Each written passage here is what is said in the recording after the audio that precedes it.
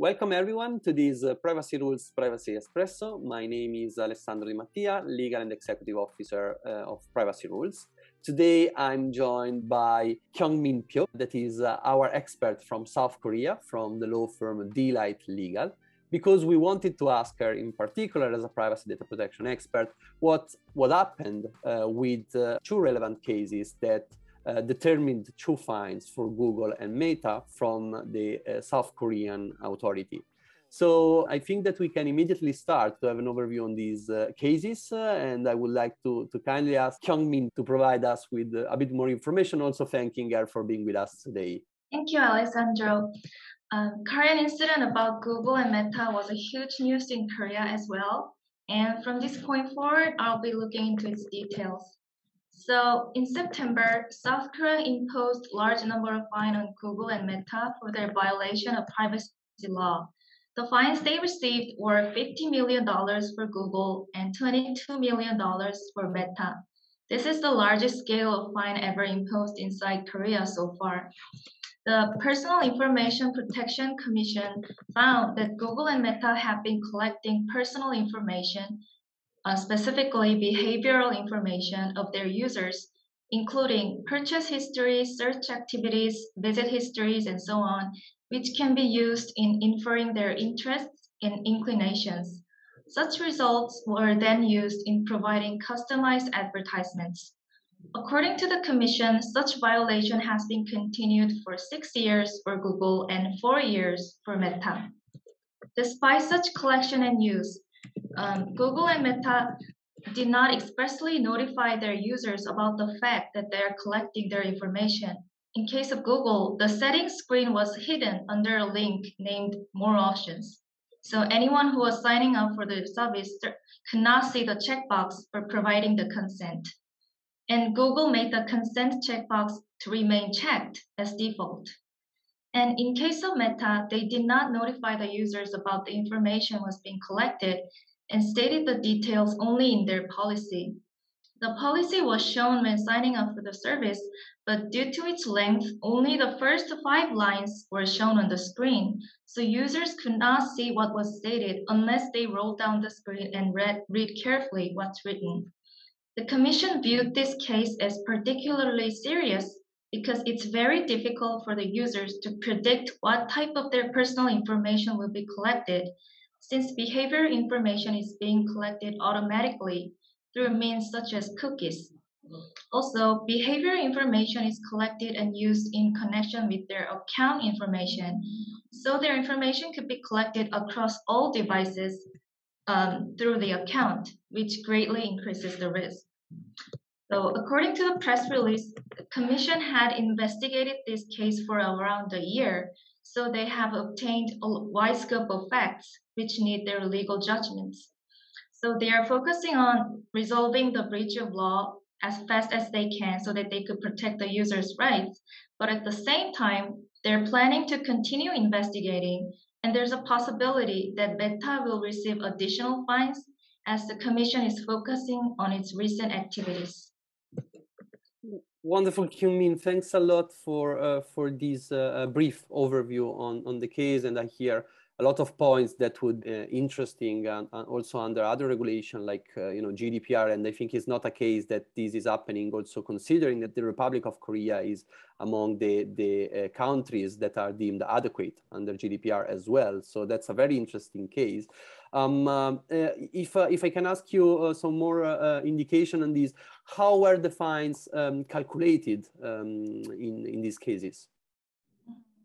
So the privacy law in Korea states that in case of ICT services, the Commission may impose fines up to 3% of the total revenues relating to that concerned violations. So the Commission reviewed the revenue of both companies generated during 2019 to 2021 and decided the amount of fine considering the seriousness of this case and the duration of the violation. Perfect, Kyoung Min, and thanks a lot also for this. And were also some, specific positions and in a defensive side from Google and Meta that can be of interest for us and our audience that you would like to share with us? Mhm. Sure, sure. So they are raising two main defenses. First, they're claiming that the user's consent should be obtained by the website and app service providers, not Google or Meta.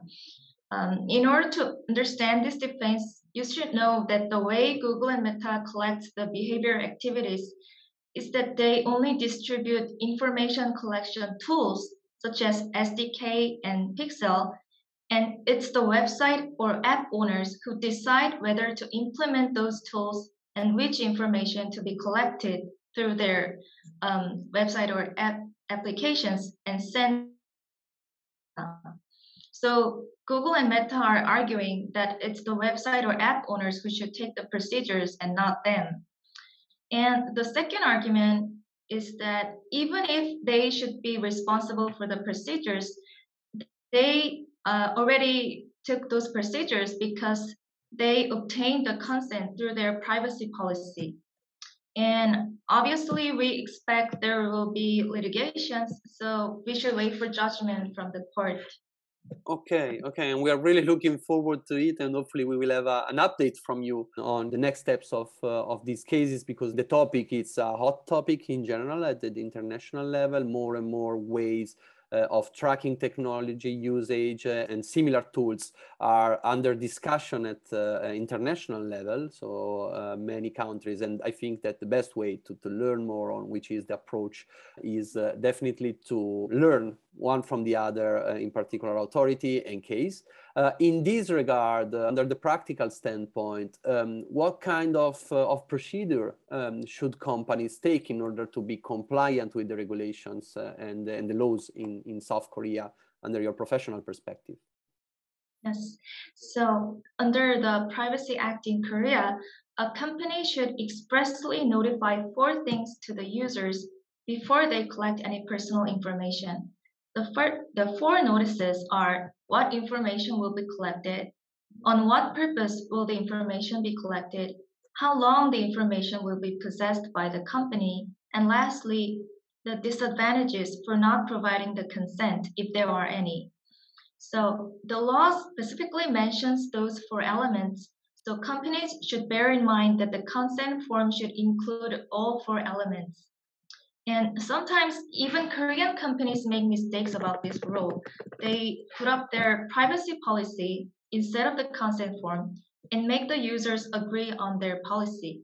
I have seen many companies who are making the same mistake, but the Commission has clearly stated that agreeing on privacy policy does not constitute valid consent for collection of personal information. And lastly, the company should not forget to include the relevant details in their privacy policy. Perfect, Kyoung Min, and I see a lot of similarities with many other cases happening also at the EU level, and this means again that there is a very close view from different countries and different cultures on how certain tools should be used. I would like to thank you a lot for providing us with this overview and information on those cases, because this is extremely relevant, I think, for everyone and for our followers. So thanks a lot for being with us today. We are running out of our time, so I would like to thank also our listeners for being with us with this Privacy Espresso, inviting Kyoung to update us with the next news from South Korea, and inviting our followers to contact Kyoung if there is any need for support in South Korea. And I really look forward to see you all again with the next Privacy Espresso. So thanks a lot for your time. Bye, everyone. Sure. Thank you for giving me this opportunity, and I also hope to speak with you very soon.